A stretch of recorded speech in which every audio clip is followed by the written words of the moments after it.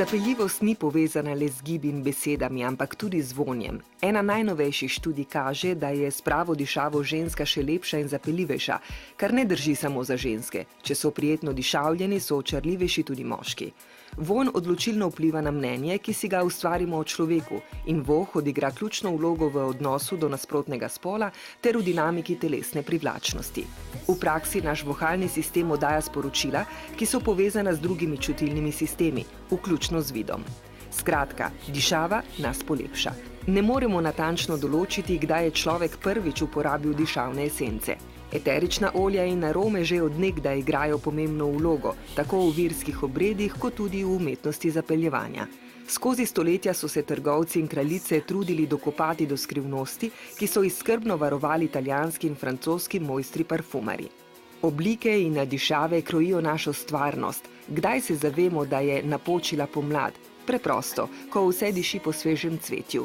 Vonj vijolic, rododendrona in španskega bezga naznanja pomlad in tudi žuželke pritegne vonj cvetja, da napolnijo zrak z brenčanjem. Vonj je kakor skok v najgloblje spomine iz otroštva, kakor zračni mehurček, ki se dviga proti vodni gladini. Pomlad je čudovit dokaz, kako pomembno vlogo imajo dišave v našem življenju in kako vplivajo na nas. O tem smo se pogovarjali z velikim poznavalcem tega področja, Parfumsom Quartano, ki je v Sloveniji predstavil svojo novo linijo dišav. Na prodaj so ekskluzivno v art parfumeriji Ikona v Ljubljani. Today we are here at the Ikona in Ljubljana. You are here to present a very special line. What's about? Okay, this is a new collection of fragrances I worked on over the course of 3 years. It's a new brand I just launched called Quartana, which is simply my name. Parfums Quartana, and the collection is called Les Potions Fatales, which means the deadly potions. And very simply, it's based on the folklore of infamous poison flowers used for murder, suicide, assassination, and sorcery. Well, it's spectacular. How did you start with this idea? Where it came from? It's funny. I was watching a TV show called Breaking Bad. It's about the high school teacher who becomes a crystal meth drug dealer. It's very famous in America. In the TV show, the protagonist used lily of the valley to poison someone. And after I saw that scene, the light bulb went on in my head. I was like, how come no one's done a fragrance series of poison flowers? It hasn't been done before, it's crazy. Lily of the valley has been used in perfumery for hundreds of years, and there's many lily of the valley fragrances, but no one's ever focused on it being poisonous.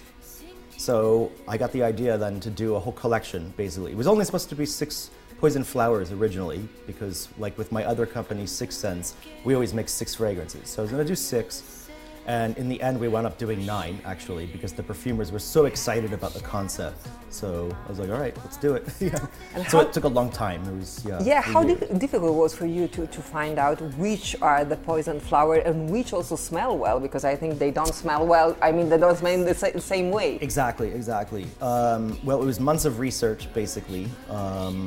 Really studying the folklore and history. That was the main thing, looking at them and then studying the symbology and the imagery, and we tried to smell as many of them as possible, but unfortunately some are illegal to possess in America and others are just impossible to find. It's too complicated. So the thing is that we didn't necessarily base the fragrances on the smell of the flower. It was more on the story.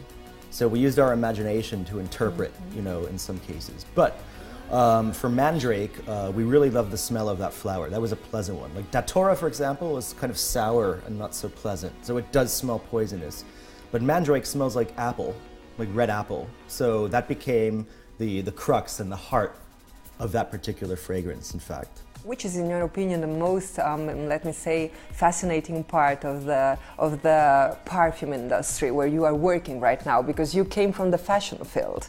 So you decided at one point to leave fashion, or not maybe to be so much involved in fashion and do something else? Yeah, I mean, I was a fashion buyer for 13 years, and after I kind of stopped buying, I did do consultation for a bit, but slowly I reduced the amount of fashion work I'm doing and got into perfumery full time. I just felt like it was the right move. I was tired of fashion, to be honest. I loved it, don't get me wrong, and I had a great time and I had a great run of it, but I needed a new challenge, and I feel that with perfumery creation, it's a field that I can grow old elegantly doing, you know, because I can't be a fashion buyer going to parties when I'm like 55. It's not a good look, yeah. You are very well known also because you are able to get new designers that are still not known, but they will become famous. So which is the key to do this actually? Well, the main thing is just, the designers that I would discover along the way, and over the years I discovered a lot before they became famous. I was always the first to sell them in New York, sometimes in America. They have a je ne sais quoi electricity about their work.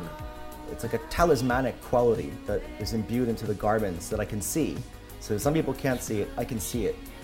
And I had a very strict criteria for who I would take on also. Like every piece in the collection has to be strong. It can't just be a certain, like a few looks, you know. All the pieces have to be strong. They have to gel together. There needs to be a common thread. And then the collections need to evolve from one to the next. I don't like when a designer treats a collection like a film, where it's like one thing, one concept, one season, the next season it's totally different, because you can't understand where is it going, you know? So I think the best designers evolve, they don't revolve.